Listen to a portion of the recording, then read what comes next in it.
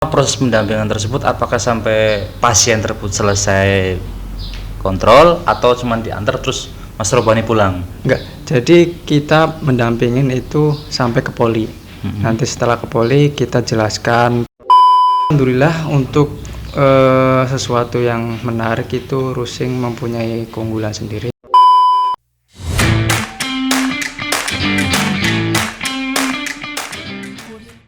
Bismillahirrahmanirrahim. Assalamualaikum warahmatullahi wabarakatuh. Selamat sejahtera buat teman-teman semua, buat orang-orang baik. Kali ini Teras Cinta kedatangan tamu spesial, tamu istimewa, yang mana ini wajah baru, muka lama. Kenalan kita dengan Mas Robani. Siapa lengkapnya? Ahmad Robani. Ahmad Robani. Beliau ini asli Tegal, orang Tegal tapi sudah mendarah daging dengan Cilacap. Nah, kali ini Mas Robani adalah salah satu pengurus Rumah Singgah Jogja, yang mana tugas beliau adalah mengurusi pasien-pasien yang berobat di Rumah Sakit Sarjito, melayani dan memberikan dakwah, memberikan ya segala macam lah apa yang dibutuhkan oleh para pasien. Nah, kali ini monggo Mas Robani, kira-kira bisa nggak cerita awal mulanya kok bisa masuk ke GSC terus menjadi pengurus rumah singgah di Jogja? Bismillah.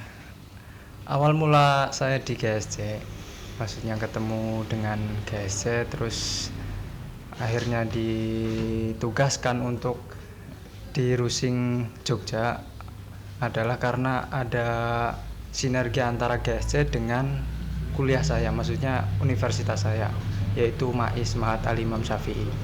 Dari situ GSC butuh tenaga untuk dalam bidang divisi dakwah. Kemudian dikenalkan dengan GSC, kemudian saya diutus untuk di rumah singgah yang di Jogja. Jadi kayak semacam pengabdian gitu ya?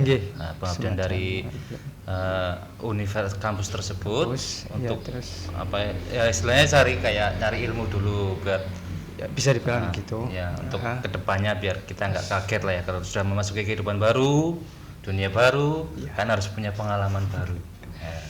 Oke, terima kasih. Selama di rumah singgah kayaknya udah hampir 2 tahun ya di rumah singgah ya? Hampir 2 tahun. Nah, boleh tahu nggak biar nanti para pemirsa yang di rumah, apa saja sih kegiatan di sana di rumah singgah selama dari bangun pagi sampai malamnya lagi? Untuk kegiatan saya di rumah singgah pertama itu saya briefing sedikit mungkin dari pasien-pasien baru, menjelaskan mengenai prosedur rumah sakit itu gimana, terus nanti di rumah sakit setelah pendaftaran itu gimana, mungkin sedikit itu. Tetapi saya untuk kegiatan saya di Rusing dan di luar Rusing itu kebanyakan di luar Rusing. Karena apa? Karena saya juga kan ditugaskan untuk sebagai koordinator Sibulan yang bagian Jogja. Jadi saya membantu jadi koordinator Sibulan yang di Jogja, terutama untuk masalah estafet pasien, masalah estafet pasien. Untuk di rumah singgah sendiri saya yang paling penting itu adalah pendampingan. Jikalau ada pasien-pasien baru GSC ataupun luar dari daerah Cilacap, saya mendampingi di rumah sakit dalam pendaftaran atau maksudnya masuk ke poli mana atau sakitnya masuknya kemana, terus tempatnya di mana. Mungkin kalau baru saya masih bisa dampingi, tapi kalau udah mulai lama lepas karena agar membiasakan mereka itu mandiri, bisa dibilang mandiri, terus biar nggak ketergantungan. Betul. Nah, selama proses pendampingan itu apakah ada kendala selama di rumah sakit itu? Kendala pasti ada, karena prosedur rumah sakit kan kita bisa lebih tahu lah, maksudnya setiap rumah sakit itu beda-beda, terutama kayak Sarjito itu kan termasuk rumah sakit besar, jadi mungkin kadang ada miskomunikasi antara saya atau dengan perawatnya atau dari dokternya. Mungkin dari masalah prosedur harusnya ke sini, ternyata saya malah ke sana. Jadi agak sedikit mungkin memperlambat memperlambat proses dan sebagainya. Tapi intinya untuk masalah servis layanan sendiri di Rumah Sakit Sarjito termasuk bagus, terutama untuk dokternya, perawat-perawatnya termasuk sopan dan maksudnya bisa merangkul pasien-pasien Humanis yang lah ya, humanis dengan humanis. pasiennya lah ya. Oke. Eh, selama proses pendampingan tersebut, apakah sampai pasien tersebut selesai kontrol atau cuma diantar terus Mas Robani pulang? Enggak, jadi kita mendampingin itu sampai ke poli. Nanti setelah ke poli kita jelaskan prosedurnya, setelah ini kemana, terus kemana. Nanti setelah udah ada gambaran kita lepas gitu. Oke. Itu ketika kegiatan di luar rusing lah ya, seperti kayak pendampingan. Nah, sekarang pertanyaan lagi, hal apa saja yang menarik dari rusing ini? Apakah itu pasiennya itu asik, apa pasiennya itu kekeluargaan, atau mungkin warga sekitar rusing itu sendiri yang orangnya baik-baik, atau apa saja bisa diceritakan ke pemirsa? Alhamdulillah untuk sesuatu yang menarik itu rusing mempunyai keunggulan sendiri, terutama untuk masalah pasien walaupun saya maksudnya bukan orang asli Cilacap ya, maksudnya saya domisili Tegal, tapi sifat maksudnya dari pasien-pasien itu menganggap saya sebagai keluarga mereka. Jadi ya sama-sama merangkul demi kebaikan. Untuk tetangga sendiri alhamdulillah juga bagus, saling support, maksudnya antara kalau ada sesuatu yang dibutuhkan dari rumah singgah, mereka kadang inisiatif membantu kita. Masalah kayak pertukangan, kalau kita butuh perbaikan, mereka alhamdulillah bisa membantu kita dengan materi. Jadi selama Mas Robani di rumah singgah nggak ada ya kendala dengan tetangga, kanan kiri depan belakang nggak ada ya? Alhamdulillah selama ini aman-aman saja. Ya, syukurlah. Dari pasien sendiri gimana? Apakah ada kendala ketika dalam rumah singgah itu sendiri? Apakah mereka mengikuti aturan atau mereka semau gue atau gimana? Alhamdulillah dengan perkembangan makin kesini, mungkin dari awal-awal mungkin ya pasti ada namanya kesenjangan sosial, itu masih ada. Cuman dengan seringnya mereka bertemu terus kontrol bareng, alhamdulillah kekompakan dan kekeluargaan dari satu pasien ke pasien yang lain itu menjadi sesuatu kekompakan yang dimana walaupun di luar rusing atau udah di rumah, mereka masih komunikasi bagus, terus menjadi keluarga yang baik. Oke. Nah, selama ini kan Mas Robani sudah hampir 2 tahun ya, hampir 2 tahun. Nah, kira-kira apa sih yang membuat betah di rumah singgah? Lamanya kayaknya asik banget di sana ya.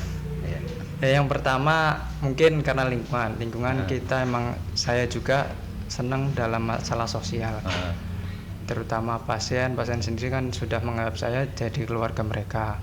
Terus yang kedua masalah teman relawan, alhamdulillah semuanya support, maksudnya bisa diajak untuk sharing, kerjasama, sinergi. Jadi untuk rumah singgah sendiri kadang kita butuh ambulan, kita minta bantuan dari lembaga lain,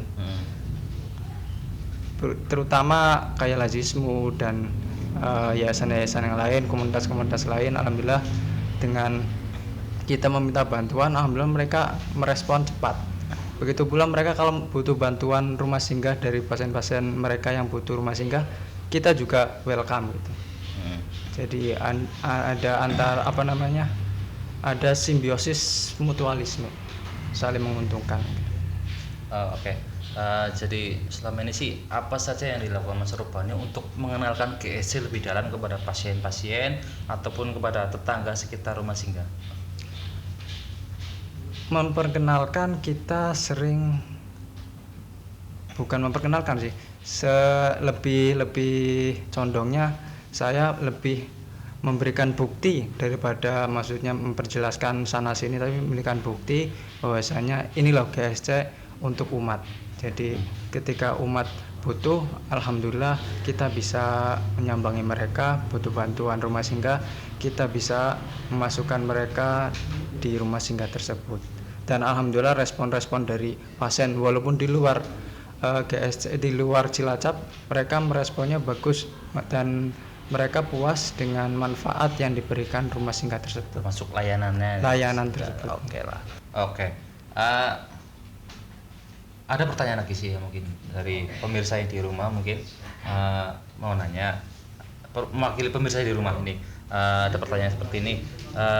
Kira-kira rumah singgah itu buat siapa saja sih? Apakah rumah singgah GSC Jogja, apakah itu khusus untuk warga Cilacap atau terbuka untuk umum? Untuk layanan rumah singgah itu sendiri kita untuk umum, pokoknya sesuai dari warga ataupun masyarakat yang butuh, umat butuh dari manapun sesuai dengan syarat dan ketentuan. Maksudnya kita kan punya syaratnya termasuk duafa, maksudnya BPJS-nya kita BPJS kelas 3 gitu. Walaupun itu dari luar Cilacap atau dari Cilacap sendiri, kalau syaratnya terpenuhi, insya Allah kita terima. Terus untuk syarat yang kedua itu adalah bukan pasien atau penyakit-penyakit yang infeksius.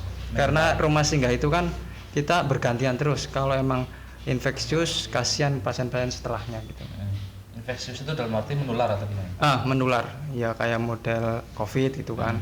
Ya bukan menular sih COVID, kayak TBC gitu. Nah sekarang misalnya kayak Mas Robani kan nggak tahu macam-macam, ya sedikit kurang tahu lah masalah penyakit. Kalau misal ada pasien yang punya penyakit menular, tapi Mas Robani sendiri nggak tahu kalau pasien tersebut punya penyakit menular, terus solusinya gimana? Solusinya kita kalau menerima, maksudnya ada laporan daftar rumah singgah, kita telusuri dulu dalam rekam medis. Riwayatnya ya? Riwayat sakitnya. Kalau saya emang nggak tahu maksudnya ini termasuk menular atau tidak, biasanya saya konsul ke senior saya, relawan. Ada relawan senior yang tahu, maksudnya udah pengalaman lebih. Kalau beliau nggak tahu juga, biasanya kita konsultasi ke dokter-dokter. Oke. Kita sudah cukup banyak ya mendengar kisah dari Mas Robani. Kali ini kita akhiri perbincangan kita dengan Mas Robani. Oke, terima kasih Mas Robani atas waktunya. Semoga tetap sehat, tetap semangat. Semoga cepat dapat jodoh juga. Oke, cukup sekian. Terima kasih. Assalamualaikum warahmatullahi wabarakatuh.